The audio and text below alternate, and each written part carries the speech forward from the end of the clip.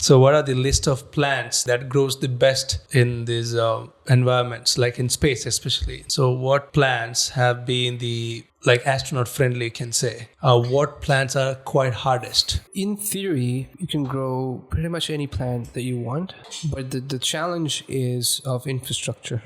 The other challenge is limited resources. Okay, lettuce is sort of the darling plant for controlled environments in space because it grows fast. 90% of the whole plant can be eaten. That means you're consuming more resources that you spend to grow the plants. Yeah, so the harvest index and the efficiency at which these grow, and they're fast, grow fast, makes leafy greens such as lettuce or basil very ideal. It's not necessarily food, right? It's just salads at best, right? You can grow tomatoes, which generally takes a bit longer, needs more resources. But again, calorie-wise, it's more denser. But again, you get more plant wastage, right? It's these constraints that limit what plants can be grown or ideal for space. And when in space, the main currency is energy, mass, and resources, right? You want something that's as resource and mass efficient as possible. So that dictates what plants can be grown in space, at least at this point. So astronauts have grown lettuce, chili peppers, I think also tomatoes, but it's mostly these kinds of things. We're long ways off from growing something like wheat or rice. Rice is my important question. Yeah, you can grow them. You can, if what's the difficulty in growing rice in space? I would say, in theory, you can grow rice. You can grow wheat as well. And wheat and rice, wheat at least was one of the candidate crops that was tested. There was a lot of interest for growing wheat in controlled environments. So when NASA began their testing in the 60s and 70s, wheat was studied quite heavily. But just the energy required to keep them growing for such a long time, 60 to 120 days, can be prohibitive. Oh, and expensive.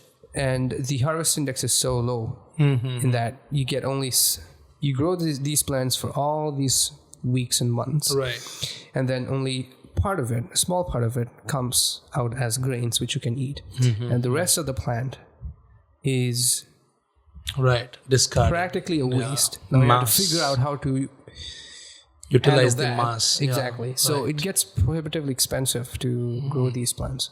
Nice. Now I got the clarity. Yeah. And they're taller growing, so you need more space in space. So volume is another constraint. So something that grows tall, so short, compact, and fast is the ideal. But also you have to balance it with the nutrients and calorie delivery. So it's a fine balance that you have to achieve between resource use and also calorie supplied. Something that comes close to that is potatoes. You can grow potatoes, which is calorie dense, and also potatoes. Like you get the tuber in the bottom of, like when there is no soil, how do you grow potatoes? Like in the hydroponic system? Yeah, you grow them in hydroponics just like any other. So there are trays in which either the trays are drenched with nutrient solution repeatedly, or there's a thin film of nutrient solution that's constantly flowing in the trays. And you have to have some sort of support for the plant. But essentially, the plant will grow the roots in the tray. So you'll have essentially a tray full of potatoes growing a potato plant. Yeah, and that's the plant that Mark Watney grew on Mars in The Martian. Right. Yeah, the potatoes. Right, so. But there was a fault in there. Like he couldn't have grown potatoes on Mars with the Martian soil. He put his poop, right? Yeah, so he had to use some sort of enhancer. Enhancer, yeah.